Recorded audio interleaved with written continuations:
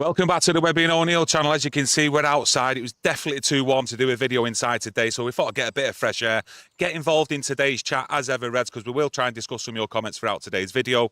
Now, I'm going to just dive straight into this. Sir Jim Ratcliffe and his team had a meeting with club staff yesterday, and it was reported by The Athletic that Sir Jim Ratcliffe reiterated to staff at the meeting on Wednesday that he is confident that United will soon be the leading club in world football again, and spoke about being determined to make it happen as quickly as possible. Some strong words there. Music to every Man United fan's ears, surely. Yeah, music to Man United fans' ears, without a doubt. But, I mean, he's being over-optimistic as far as I'm concerned. Quickly as possible. Right, that's the way to go. As quickly as possible. He's got a culture change what's going on. The staff heard it. They've been told to get out of the houses and get into this club and go to work. He's throwing the culture change right throughout. I've got my own ideas on where this club will go, how quickly. I think what he wants, Sir Jim Ratcliffe, he wants to go back to 30 years ago, 32 years ago. He wants his own class of 92 and he wants it quickly. He wants to dominate world football. That's how he sees it. He thinks he's got the backing, he's got the right people, and he's going to change things and get there. What a tough road he's chose for himself. Yeah. He's gone full blast. I have criticised him, right, for opening his mouth too much, going on, expectations for everyone out there and ourselves, right? But he's going for the top notch. He wants it and he wants it quick.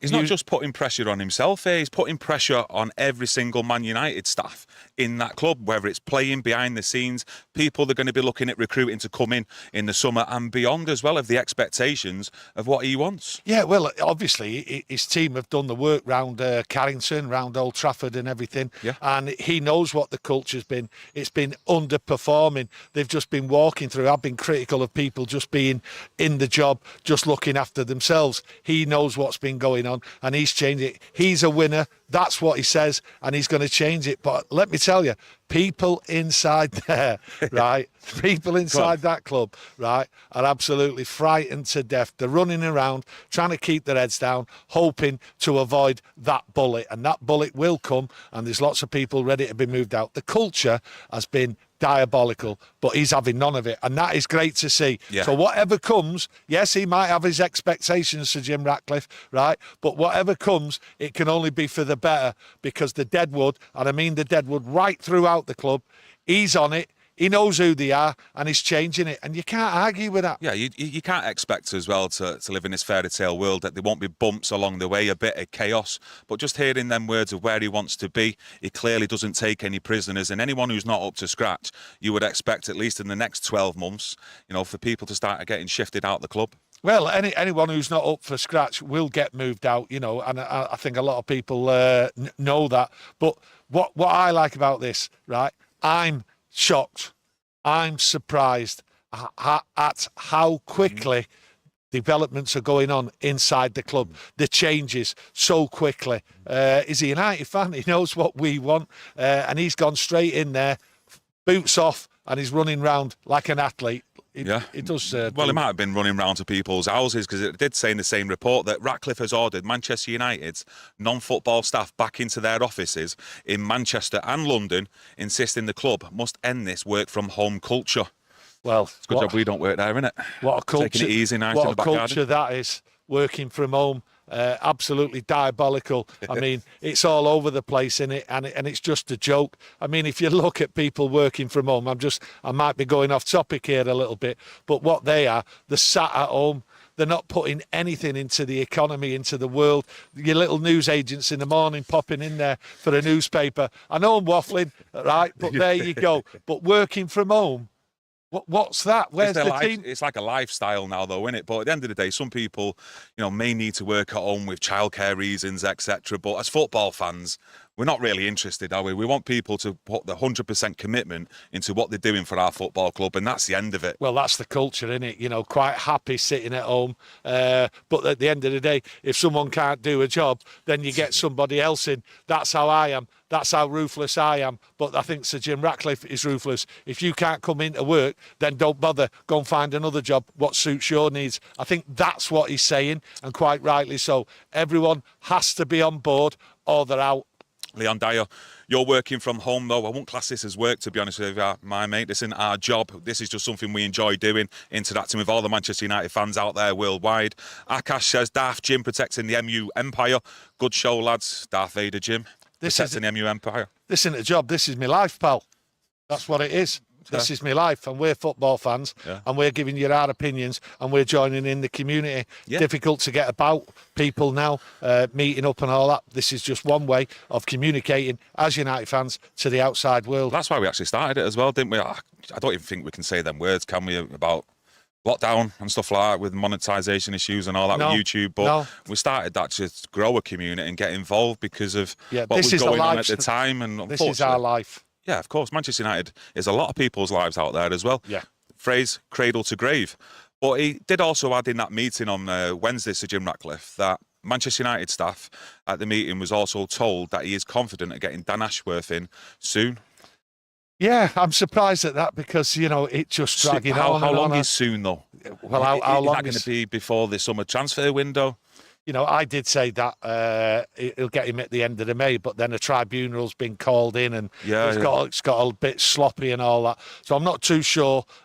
He's been confident for 4 months and he's still not here. So I think he's having a bit of, and I've said it time again, I think he's getting a big slap in the face on this one because Newcastle are just standing up and showing that they're a big club. They want to be on the same page in the name as Manchester United. We're a big club. We're worldwide and we're going there. I think they're just stalling, giving Jim a slap, and I think he's due another slap on this one because I don't think he's going to get it as quickly as he thinks, to be honest. But hey, let's hope he does.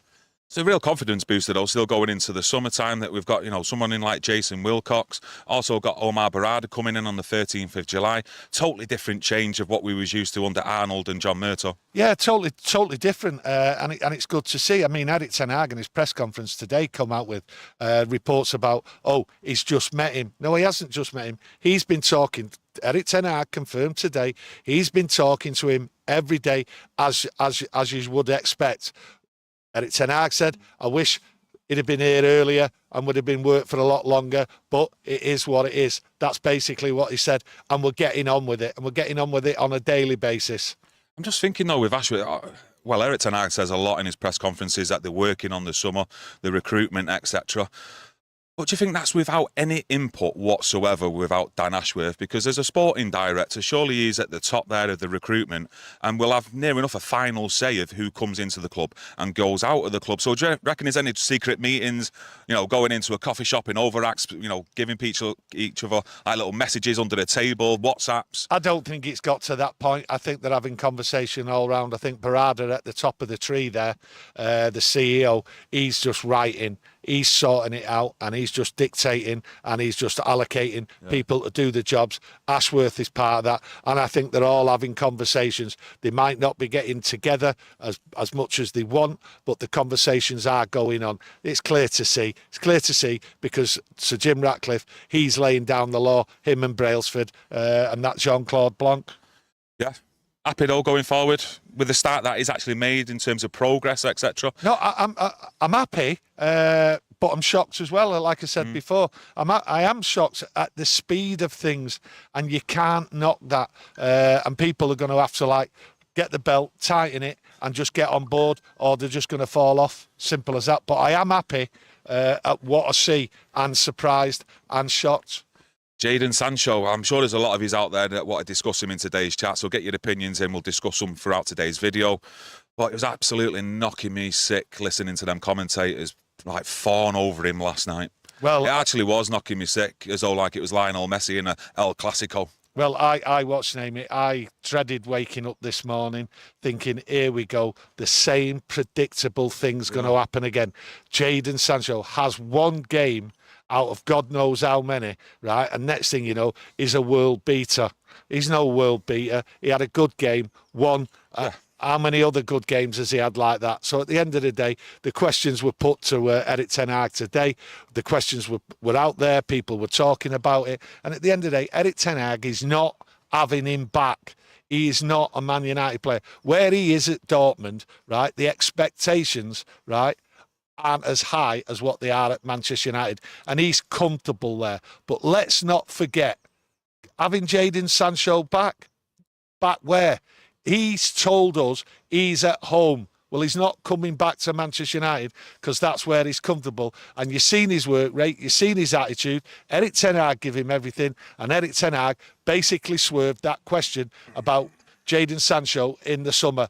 Man United want a fee for him, 30, 35 million, and that's what they're going to look for from Dortmund. It's as simple as that. So typical media and everyone else out there jumping on it and just try to throw anyone who really has a go at Erik ten Hag is using this to hammer him down. He's not coming back. Simple as that. That's my opinion. That's how I see it. And I don't see how anyone can read it any different, to be honest. But hey, we all have opinions. Yeah, but I think players like Sancho who react the way they have done to public criticism isn't what we want at Manchester United. We want players with strong minds and be able to produce consistently on the pitch. And that's something in the 2 years Sancho was at Manchester United, he couldn't do. I look at players, right, and if players speak out or whatever, they're not always wrong in speaking out. You have big characters speaking out, right, and it doesn't mean to say that they're wrong. Yeah. But Jadon Sancho, right, just walked around. Okay, his attitude was all wrong.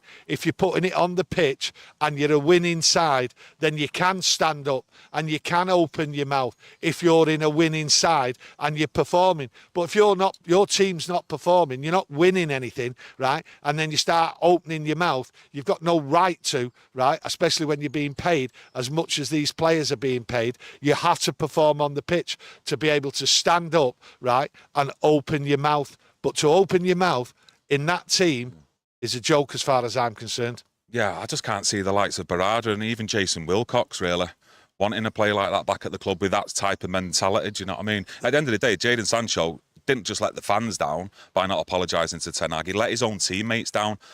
I don't think it's just about apologising to Erik ten Hag. His work ethic, everything around him in the club, on the pitch, the way we had to send him out. I think it's that his whole life.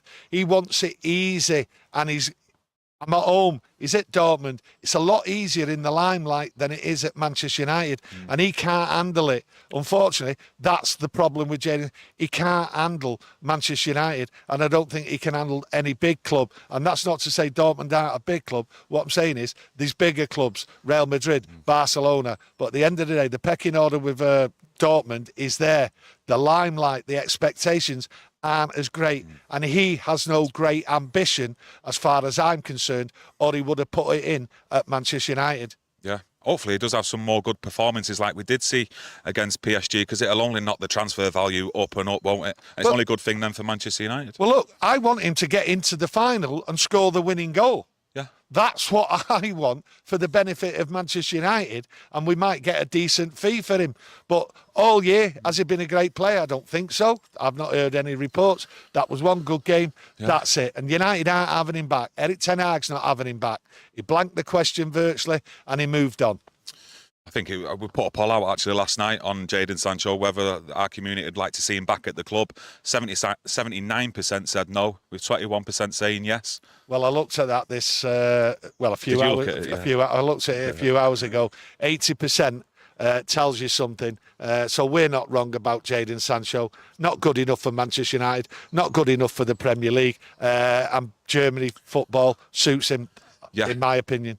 Obviously, Ten Hag gave his updates today ahead of that Crystal Palace game on Monday, and he did talk about Sancho. And he did say, let's say this, yesterday he played very good, and he's a very good player. Yesterday he showed why Manchester United bought him, and he showed he represents a high value for Manchester United, which is good. I'm happy for Jadon for the performance yesterday, and we'll see what is going to happen in the future. That's the giveaway, what Erik ten Hag says, high value. So the money side of it is the high value. He's getting sold. He just didn't say it. He was also asked, Erik ten Hag, about qualification for the Europa League, which, to be fair, we might still qualify for that Conference League, the way things might go. But on the Europa League, he said, definitely it will have an impact on the budget. But I'm sure Manchester United is a very attractive team and club to play for. Many players will be happy to play for Manchester United, I'm sure. Yeah, many players will be happy. And sometimes European football's not the be-all and end-all for some players. You want players what are committed to Manchester United. If some players are turning Man United down, just because they're not in a European game, then at the end of the day, they're not the type of people you want. They look for glamour and all that. That's how I'm reading it. But at the end of the day, getting in Europe is vital for Manchester United. So if they get into the Europa League, hands up, fair enough. That's the way it is. Happy with it. But at the end of the day, I think there's a battle on to get that Europa League place. Yeah, Ten Hag also talked about, on from that Europa League question, and talked about then the mindset and the transfer windows he had. And he said, we know we're still below the levels and the expectations for Manchester United. So we have to catch up. And going into my 5th transfer window, 2 windows have been quite okay. 2 we missed. We have to make new improvements to the squad. But there is still a good base for this team. Yeah, when he talks about a good base, that there's a base, and I just think maybe 3 players will be added. I don't really think, the way I'm reading it, and I've been reading it, trying to read it for the last couple of months, I don't think there's going to be a massive injection of new players. So we will keep players. All these reports about, all the players are going, only 3's being kept. No, I think that's completely wrong. I think what it is, Man United, like any sensible business, if anyone comes in with an offer for any player, Man United will look at it. They've got a base, he's got an idea where to work from, and I go back to what I've said all season. I think Erik Ten Hag staying here. He's working with Ineos. He's working with all the people what have been brought in, and I think they're working on a strategy for transfers in the summer, and Erik Ten Hag's part of that. I think there's a base and a core of players what they've identified to work round, and they just need to bring in 3, maybe 4 players. There's been a lot of press reports this week, last week as well, about Manchester United basically getting rid of near enough the whole squad. They're all up for sale in the summer transfer window, and he hit back at that. And he said that it's a joke. Every window, it said 200 players getting interest from Manchester United. It is totally untrue. Every summer it is said that we have to sell all our players in our squad, which is untrue. But you've got to admit, though, Erik, that there's a few of these that have still got to go in the summer. Oh, listen, I think, Erik, everyone out there listening to us on here knows that there's a lot to go through, but we're not going, a lot to get rid of, but we're not going to be able to get rid of. There's plenty of problems getting rid of some of these players. The long contracts they're on, the wages they're on, maybe some of these players will go out on loan, but we're not going to get rid of everyone. So he needs a core set of players, and I think he's identified that, and then he'll just try and bring in a few. But we get linked to players, moving everyone off every year, bringing 1,000 players in from all around the world. We're linked. That's Manchester United. It's the business of Manchester United. Everything, speak about Man United, and it just goes global. But Erik, I think, is working hard with the people in the background, and they're going to sort this out in the summer. Yeah, Marcus Rashford and Scott McTominay, they've not trained this week or even on Thursday. But 2 people that have returned is Anthony Martial and Johnny Evans. So possibilities they'll be in the squad for Palace on Monday. Yeah, Johnny Evans returned. He had a full training session. Martial was only partial. A partial training session. He is actually partial, Martial, through an actual performance. Yeah, well, you know, crap one at that. Yeah, well, at the end of the day, he's not put one in for a long time. Now, Martial trained only partial today, and then he just went off and done his own session. I think when you look at Anthony Martial, you've got to look at him, in my opinion, is irrelevant going forward for the rest of the season. Erik Ten Hag spoke about him the other week. Yeah, Anthony Martial gets fit. We'll see if he wants to play. That's the attitude towards Anthony Martial. I think they just got him out there for the cameras. That's all it is. I actually do expect Martial to put a United shirt on before the end of the season. I really do. If you look back over Erik Ten Hag's press conferences, his interviews, and he said it more than once that he thinks Manchester United are a better team with Martial in it than. Yeah, but I don't see I don't see what the team can gain from Anthony Martial or the club coming on. He's been out 13 weeks.